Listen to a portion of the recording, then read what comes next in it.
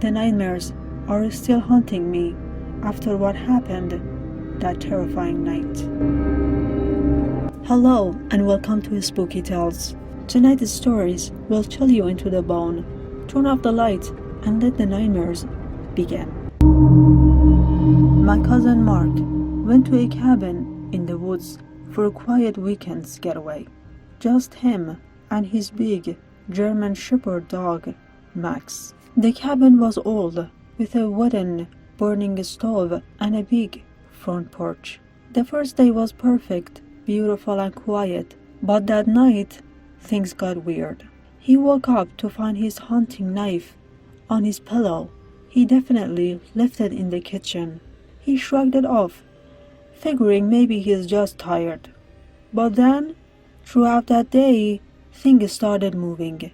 His backpack, which he'd left on the porch, ended up in the bathroom. A chair moved from the corner to the middle of the room.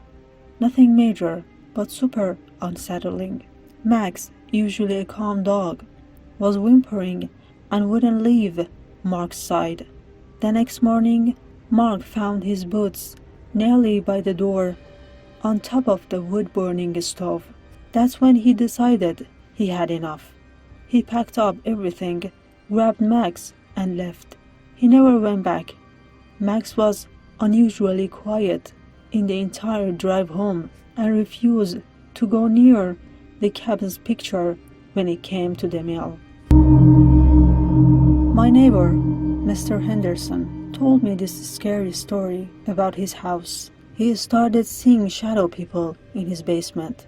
He said they weren't exactly people, more like really tall, dark shadows that moved really fast, like they were trying to hide. He only saw glimpses of them, usually out of the corner of his eye, but they were enough to scare him. He said it started with just a feeling of being watched, mostly at night when he started to see the shadows. He said they didn't seem aggressive, just present, like they were always there, lurking in the darkness. They were never very clean. They're more like blurry, but terrifying nonetheless. The feeling of being watched intensified. He said it felt like someone was near, watching his every move.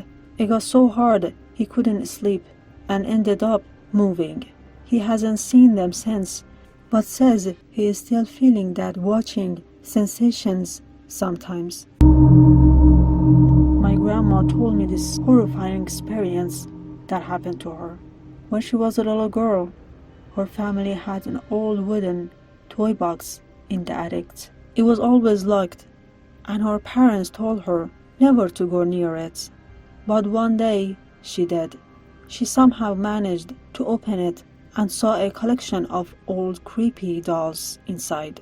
Their eyes seemed to follow her, and the whole attic felt cold. That night, she heard noises from the attic, knocking, whispering, and scratching sound. The noises came from the toy box area. The scratching was really unsettling. It was like something was trying to get out. She was terrified and stayed downstairs with her parents. The noises continued every night for a week, getting closer and closer to bedroom. Finally, her dad went to the attic and found the toy box completely empty. But he also found a strange drawing on the floor beneath it, a drawing that looked disturbingly similar to his daughter. They moved out soon after. I was staying at a hotel for work, a big fancy one. My room was at the end of the hall, a nice quiet room. But at night, I started hearing knocking, not loud knocking, but soft little taps, like someone was gently knocking on the wall near the bed. At first, I thought it was someone next door, but the knocking only happened when I was alone in the room, and it always seemed to come from the same spot on the wall. It wasn't constant either. Sometimes it would be just a few taps, and other time it would go on for a long time. It never sounded quiet like someone knocking either. It was more of a scraping, a rubbing kind of sound. I tried to ignore it, but it kept me up all night. I changed the room, but the knocking followed me. I never figured out what was making that noise, but it definitely wasn't normal. I was getting ready for a bed one night when my phone rang. It was a number I didn't recognize, and I was getting ready to ignore it when I thought, what if it's important? I answered it, and all I could hear was a static, really loud static, and then a whisper, like a child's voice, saying my name, and then the line went dead.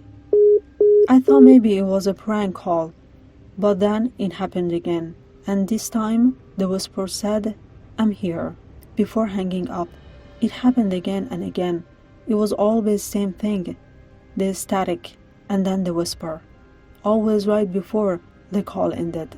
I got so freaked out and turned off my phone, but then didn't help. I could still hear the static and the whisper, like they were still trying to reach me. I ended up sleeping on the couch with all the lights on. I ended up changing my number after that, but every time my phone rings, I get chill, like that voice might be still calling. I just don't think I'd ever shake that feeling that I'm not alone and that voice can't find me. I hope you did enjoy these scary stories. If you're hungry for more spontaneous stories, don't forget to like this video and hit the subscribe button. Share your thoughts and fears in the comments below. Until next time, sleep tight if you can. Thanks for watching.